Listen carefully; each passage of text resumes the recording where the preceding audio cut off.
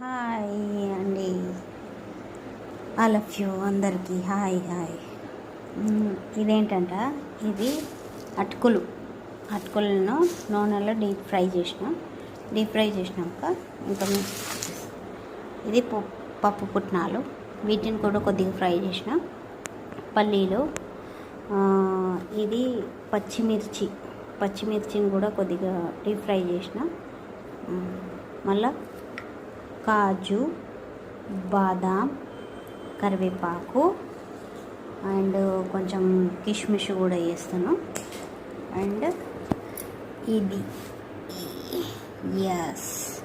ఇది ఏంటంటారా, ఇది మసాలా. దీంట్లోకి ఈ మొత్తం అంతా దాంట్లో మసాలా, అందులో ఏమి వేసినానంటే జీలకర్ర, ధనియాలు, సోంపు.